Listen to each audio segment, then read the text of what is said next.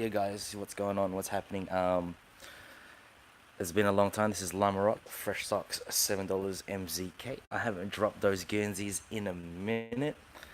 Um, I'm just having my morning cigarette, morning coffee, and the algorithm decided to show Dyzee's diaries. Shout outs to Kuya Dyzee. What's up, man? Doing your thing. Represent all the Pinoys all across the globe. Um, he released a video 3 days ago that said why the term why why terming b-boying or breaking as a sport really matters. Yo, what's up, Banjo? How's it going, man? Got me live, bro. It's been a long time. um we're talking about, yeah, b-boying as a sport. I think what's more important, guys, is that breaking is really what we want it to be. It's almost like saying, um, all b-boys have to wear Puma, all b-boys have to wear Adidas, all b-boys have to dress a certain way, all b-boys have to act this way. Fuck that. Like, you are what you eat, man. You do what you do. Thing is, there's a massive history, there's a massive culture that's attached behind breaking, and we need to acknowledge that. And as long as that's being acknowledged, then we can bring things to different places. Everyone's going to have their own opinions, that breaking shouldn't be called a sport, that breaking shouldn't be on the Olympics, that breaking shouldn't be used for commercials, for gigs, and that breaking belongs in the clubs, or this, and that, rather. I think the hardest thing is trying to marry all of those things together. For me, the only reason why I haven't been out breaking where I used to break at certain parties, um, you know, I break at, I break when I'm drunk at like a friend's house party. That's probably the closest thing to like a block party from back in the day, you know. And going out, yeah, I can dance to trap and all that because I listen to trap beats like it's a break, and the bass gets me like, gives me that, screw face when you hear a really good beat. You know what I mean? Um, but yeah, I digress. Really, like, we need to go through a process of discerning what's right for us. For me, 10 years ago, when I was, really fortunate to be in a place where I was responsible for organizing a lot of community events. I was fortunate to be an MC at this event for many years at Fed Square that brought the public down. It was like, I think the statistics said that there were 2,000 to 3,000 people at Fed Square watching people break, and I was the MC. You know what I mean? And then, funnily enough, shout outs to Kat Sweeney from Jungle City Studios. When she was deciding that she wanted to move on and move to the UK, um, she'd ask me whether or not I wanted to be the youth program coordinator for the organization we used to work for. And so I did, and in my mind, with the funding that I was getting, you know, I was like, well, we've got funding. We need to continue to create events for what they would call grassroots events to get more and more people coming coming to our events, obviously, and breaking and doing all sorts of different dance. And it was during that time, because this is not an old argument, that breaking is a sport. But really, when you're the one organizing the events, um, and you're going to get judges to your events. Well, if there are judges, then the judging makes it a sport. If it doesn't make it a sport, then it makes it like some kind of art gallery competition. And Dizzy says it in his video, it's really interesting. He'll bring up the definition of sport, and I'm not going to bother doing that here. But, you know, any form of competition is a sport. you know it's different perhaps when when you call somebody out and if it's in a different setting. But even then, there's kind of like a game that you're playing. There's a game that you get involved in. There's a whole method of doing things that, it's like the sport of hunting, you know, catching game, shooting game, as in like legit, like, apologies to the guys out there that are like, you know, um, what's the word, against killing animals, but like it's a sport. People do that, So it's almost kind of like the same thing. Yet these people that say it's bad to like hunt animals, they're probably out at the supermarket buying a tray of meat. It's kind of hypocritical. So I think for the people, I guess what I'm trying to say is I don't even know what I'm trying to say. It's just a really interesting thing that I'd like to talk about. I think perhaps one way of looking at things is depending on how much time you have. Going back to like how I was back in those days, 10, 15 years ago, it's like you, I did these things because I thought it was a right thing. I thought it was an empowering thing for not only myself, of course, we do a lot of things for ourselves. And if you're not, you should try to find that balance. If you're doing too much for yourself, then maybe you need to balance that out too. But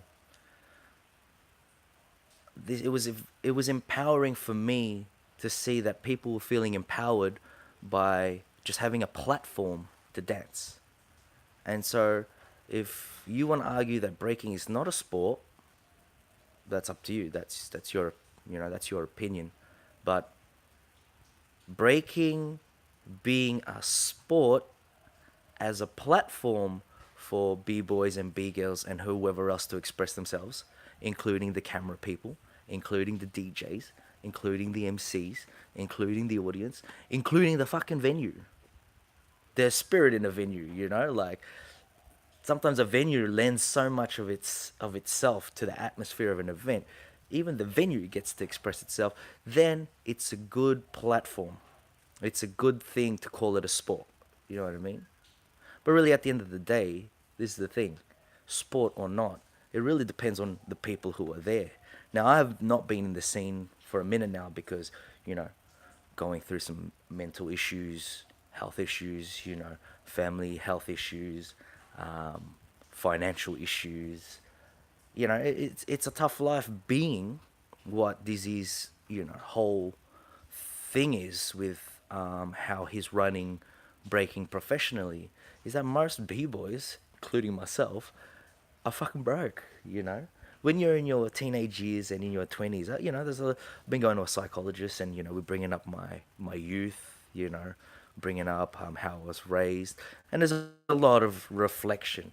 And what's funny is, I shout outs to Tweak from New Zealand, who lives around the corner. She's like, "Excuse me, Lama, do you have my mini DV camera?" I was like, yes, I do." She's like, "Oh, fucking, I didn't know where that thing went. I was really upset at the guy I gave it to, but he didn't tell me that he gave it to you." I was like, "Oh, sorry, I thought he told you, but yeah, I've been batching in old videotapes from like back in the day, and mini DVs. I wish we could go inside and get one, but it's too much effort. Mini DVs are these old little cassettes that you used to put into the camera, right? Into this camera, and you close the camera and you'd record things in the camera, right? Not as accessible as our phones these days because each tape costed like fuck $5 or something like that. So most of my money in my 20s went to buying these tapes so that I could document a lot of the events that we're going to. So we're going to start releasing a lot more of that stuff here. And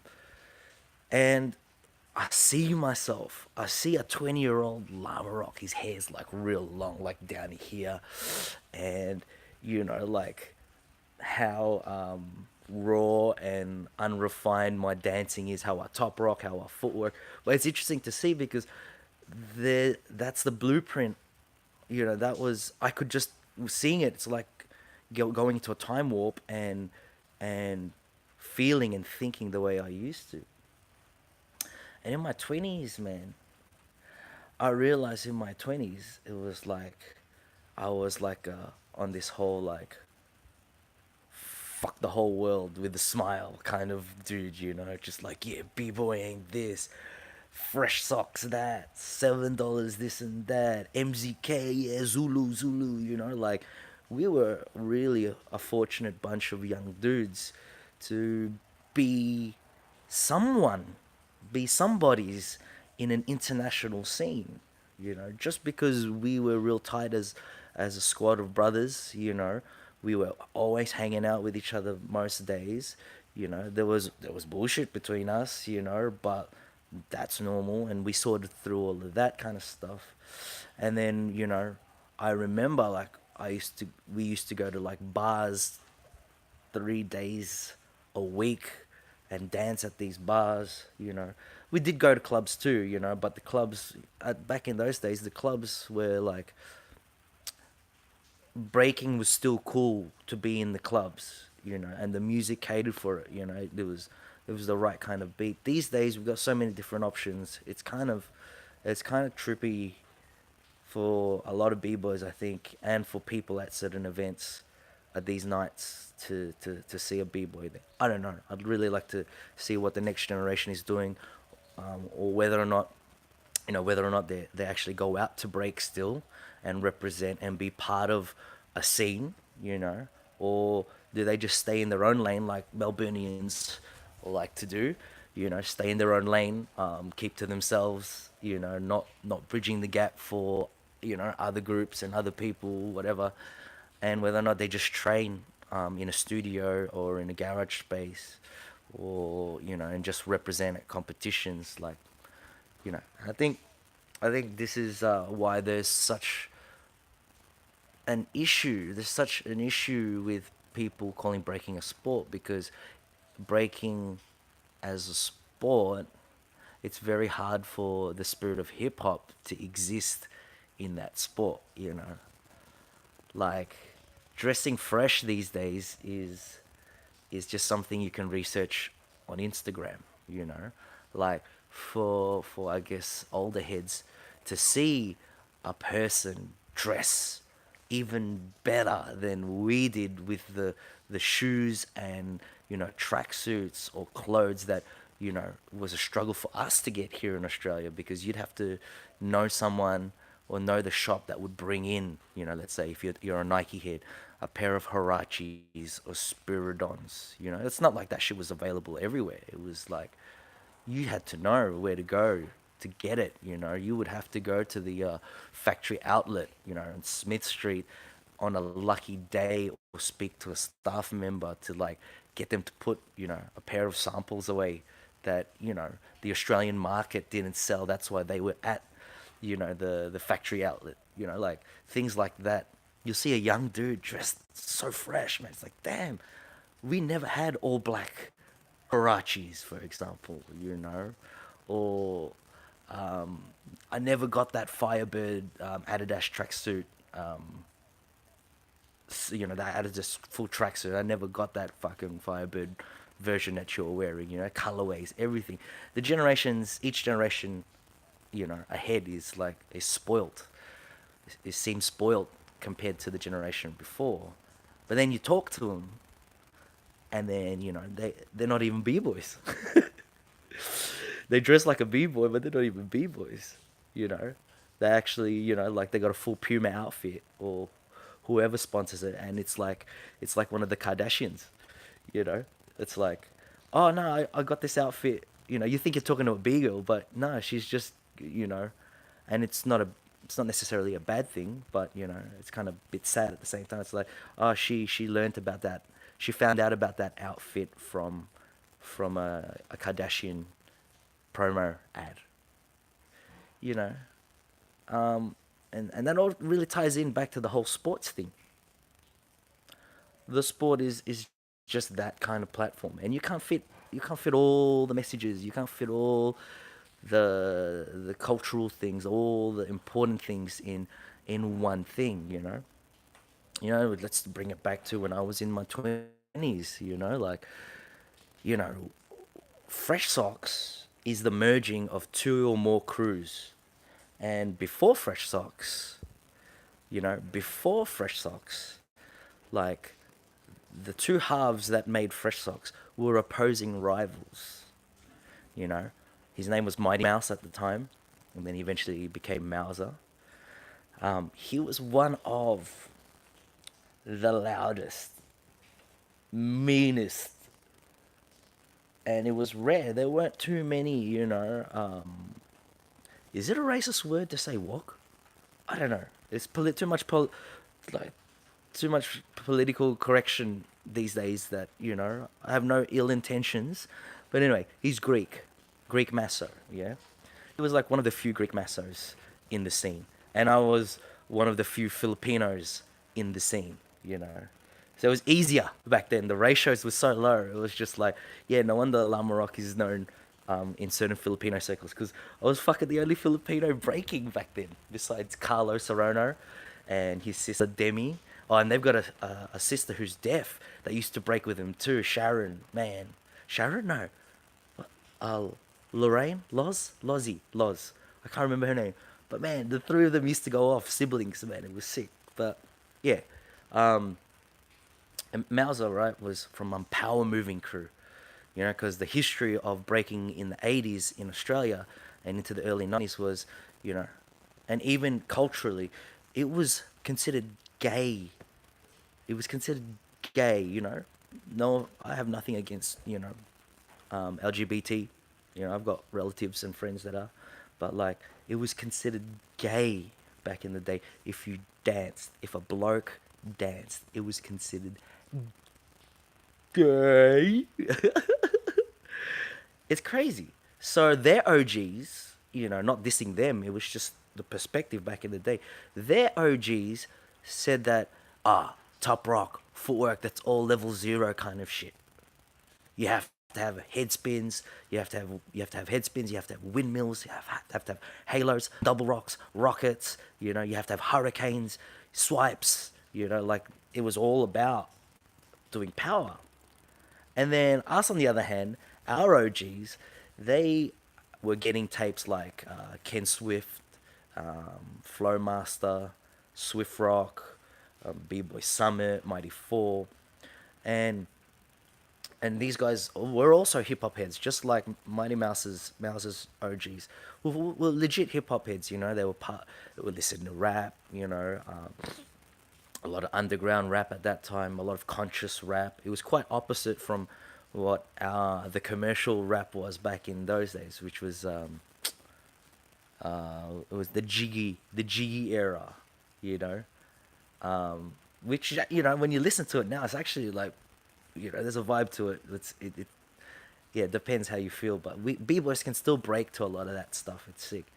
And so yeah, on from our half of the crew, we learnt like New York style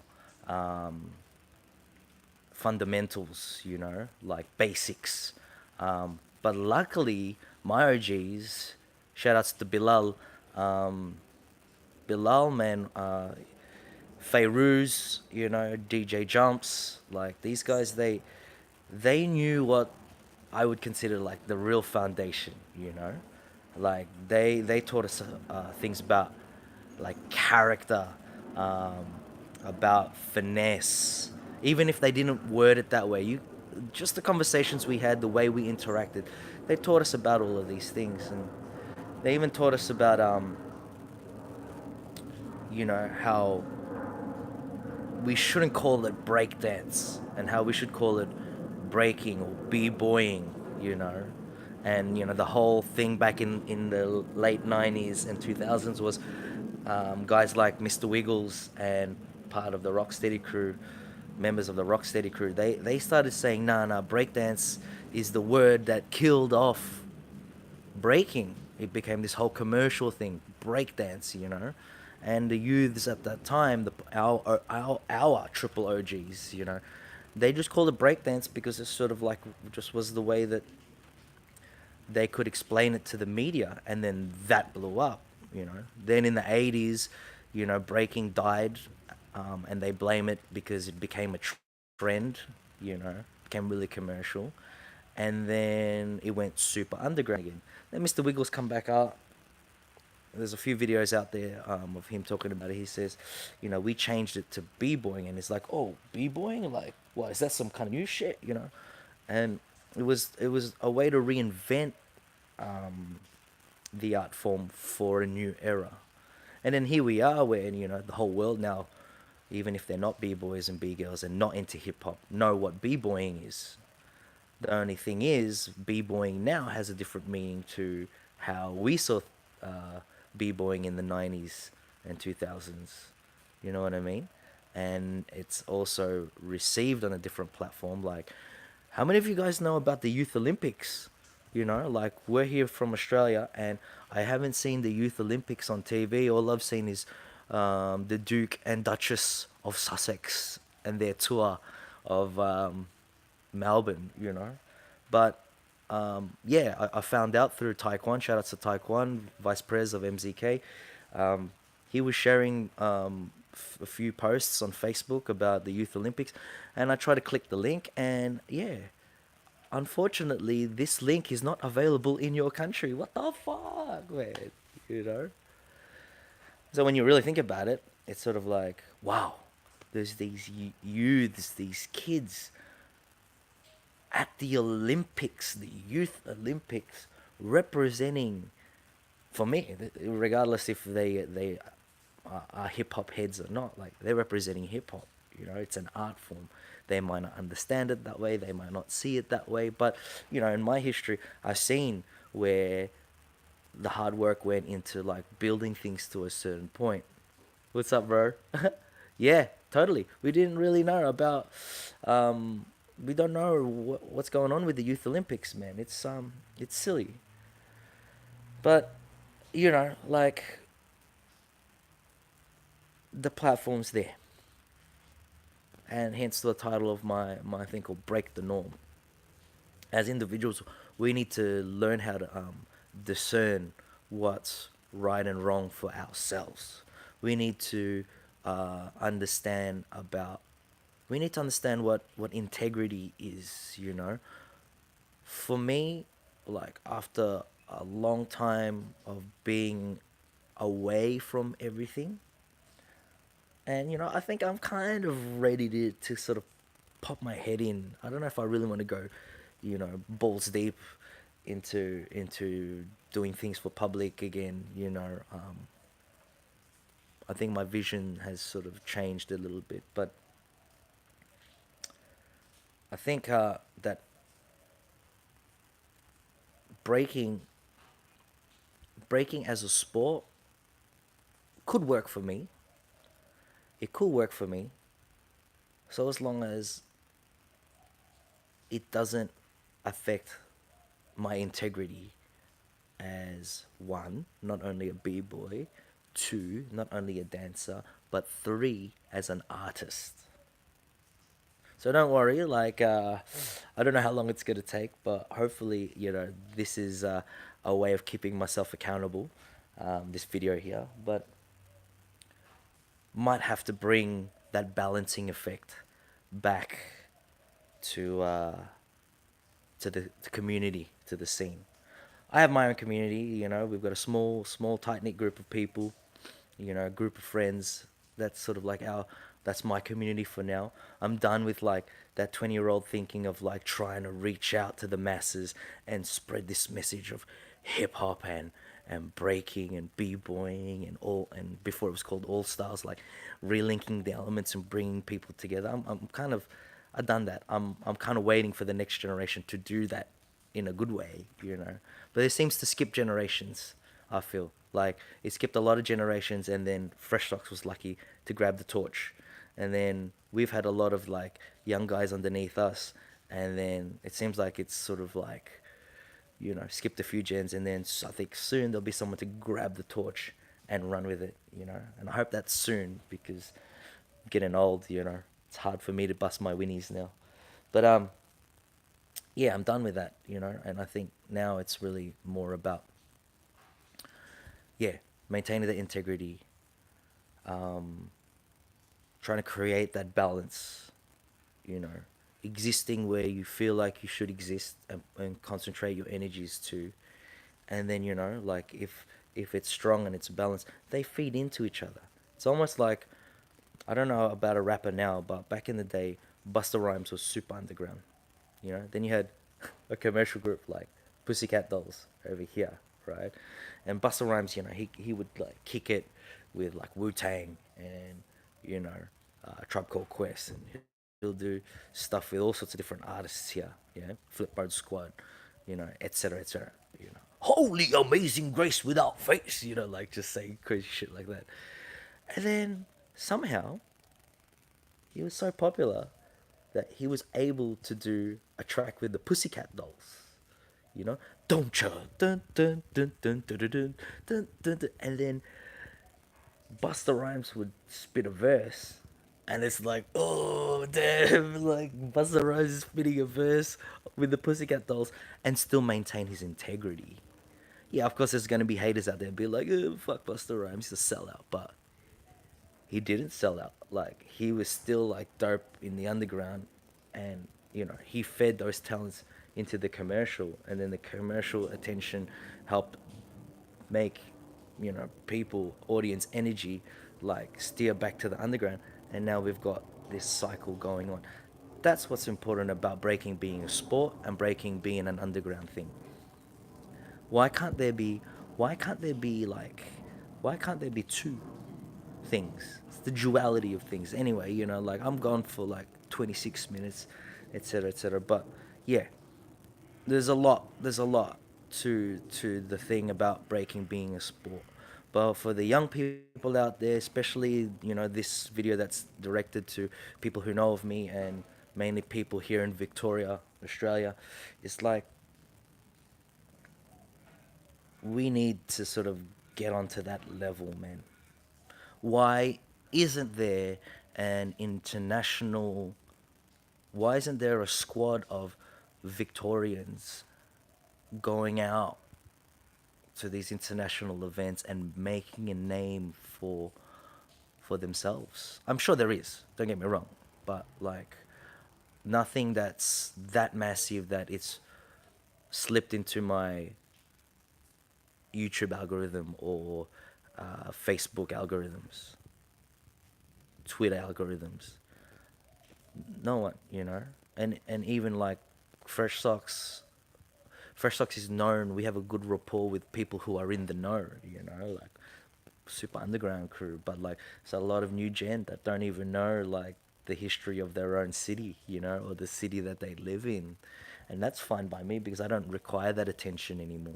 It's like, and I don't use breaking as a business to earn money for myself anymore. But if you want to, that's man. If I earn 30K, which isn't that much really these days, but if I earn 30K teaching dance and doing gigs over a 2 year period, imagine what you could make now with like all your social media and running classes, and you could probably earn 50K a year as a dancer. Is that a right thing? Is it a wrong thing? I know that's up to you, but it's like it's the same thing as the sports thing.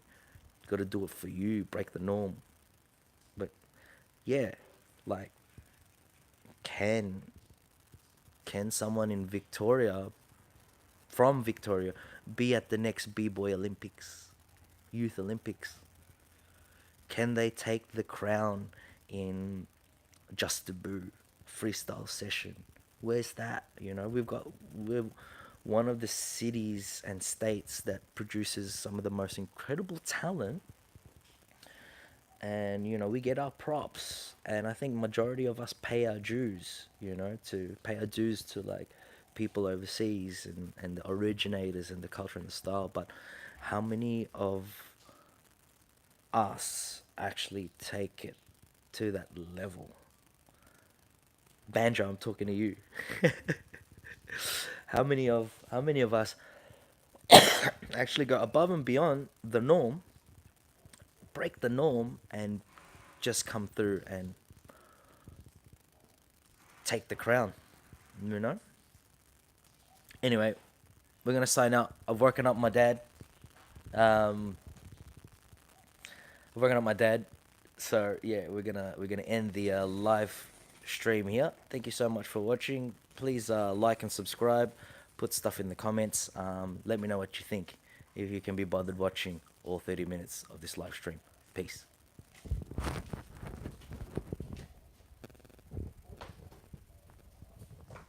Hanato.